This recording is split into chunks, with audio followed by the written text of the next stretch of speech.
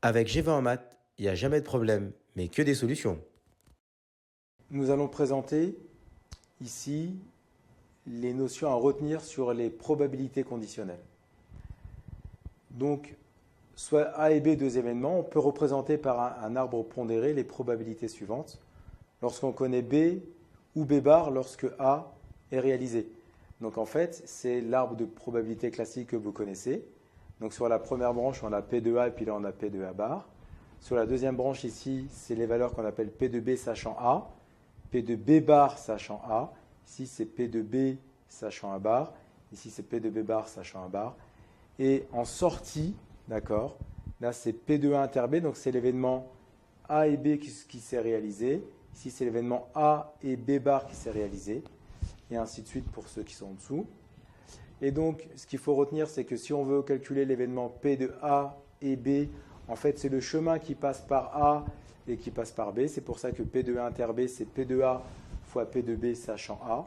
Si on veut faire P de A inter A bar, donc c'est le chemin qui passe par A et par B bar, donc P de A fois P de B bar sachant A.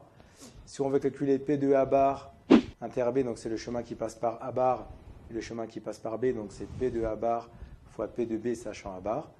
Et enfin, si on veut l'événement P de A bar inter B bar, donc c'est P de A bar fois P de B bar sachant A bar. Donc ça, c'est les premiers types de calculs qu'on doit être amené à savoir faire sur un arbre, sur un arbre pondéré. Ensuite, on va souvent vous demander de calculer P de B, c'est-à-dire en fait de calculer la probabilité sachant que A ou A bar ont été réalisés. Donc en fait, lorsqu'on veut P de B, si vous voulez, entre nous, c'est tous les chemins qui mènent à B. Donc c'est tous les chemins complets qui mènent à B. Donc c'est le chemin A et B, donc P de A inter B, et A bar et B, d'accord. Donc, mais en termes de rédaction, il faudra toujours indiquer que les événements A et A bar forment une partition de l'univers. Et donc d'après la formule des probabilités totales, on a donc P de B, c'est P de A inter B plus P de A bar inter B. Et donc après, on détaille le calcul. Donc P de A inter B, on a vu que c'est le chemin qui passe par A et par B. Donc ça fait P de A fois P de B sachant A, plus P de A bar fois P de B sachant A bar. Et lorsqu'on veut calculer P de B sachant A, donc la formule, ça va être P de A inter B sur P de A. Donc maintenant, on va le faire sur un exemple.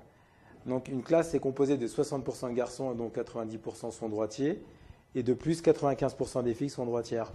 Donc là, on va noter A l'événement être un garçon et B être une fille. Donc B être droitier, pardon. Donc A être un garçon, B être droitier. Donc A bar, ça voudra dire être une fille. B bar, ça veut dire être gaucher. Donc là, la première question, c'est calculons la probabilité qu'un garçon soit droitier.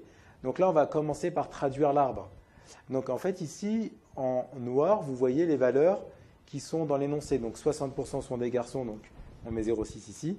A bar, c'est les filles, donc c'est l'événement contraire, donc 0,4, puisque la somme des branches va faire 1. Ici, on a 90% des garçons qui sont droitiers, donc on met 0,9 ici, donc là on a 0,1. Et parmi les filles, 95% sont droitières, donc 0,95, et donc 0,05. Donc là on a notre arbre qui est complet. On va calculer la probabilité qu'un garçon soit droitier, donc en fait, ici, c'est le calcul de P de A inter B. Donc c'est le chemin qui passe par A et par B, donc c'est P de A fois P de B sachant A. Donc ici, c'est 0,6 fois 0,9, donc 0,54. On a 54% des garçons qui sont droitiers dans la classe. Maintenant, toujours le même exercice. Donc on a toujours le même exemple d'accord de la même classe avec les 60% de garçons et 90% de droitiers, 95% de droitières pour les filles. Donc je reprends mon arbre pondéré. Et là, la question que je cherche, c'est calculer la probabilité qu'un élève soit droitier. Donc là, c'est-à-dire qu'en fait, on cherche à savoir les garçons droitiers et les filles droitières. Donc ce sont tous les chemins qui mènent à B. On va prendre tous les chemins qui mènent à B, donc ce chemin-là et ce chemin-là. Donc comme on a vu tout à l'heure, c'est calcul de P de B. Donc là, il va falloir appliquer les formules. Donc dans un premier temps, les événements A et A bar forment une partition de l'univers. Donc d'après la formule des probabilités totales, on a P de B qui est égal à P de A inter B plus P de A bar inter B. Donc P de A fois P de B sachant A plus P de A bar fois P de B sachant A bar. On remplace les valeurs, donc 0,6 fois 0,9 plus 0,4 fois 0,95. On trouve 0,92. Donc on a 89% 12% de droitiers. Donc le P de B égale 0,92, on le garde en mémoire, parce que pour la question suivante. Donc là, la même composition. Et là, la question est la suivante, c'est la personne est droitière. Quelle est la probabilité que cela soit une fille? Donc, on a notre arbre pondéré. Et là, la question qu'on a, c'est une probabilité conditionnelle parce que la personne est droitière. Ça veut dire, sachant que la personne est droitière, quelle est la probabilité que ce soit une fille? Donc, soit c'est clairement mis sachant ou parmi. Donc là, c'est la probabilité conditionnelle. Mais là, c'est une question qui est posée en deux phrases. Donc surtout, la personne est droitière. Ça veut dire on sait qu'elle est droitière. Quelle est la probabilité que ce soit une fille? Donc c'est P de A bar sachant B.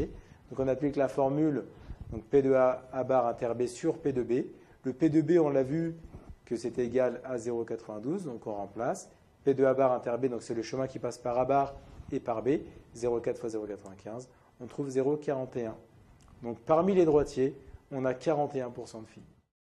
Comme tu as kiffé la vidéo et que tu veux des bonnes notes en maths, alors tu mets un pouce bleu, tu t'abonnes à notre chaîne, tu poses un commentaire, on y répond sans problème. Ensuite, on t'embarque avec nous sur g20enmaths.com. Des exercices corrigés, des détails de ouf avec ça. Plus d'excuses pour pas avoir de bonnes notes en maths. Et bien sûr, rendez-vous sur nos réseaux sociaux.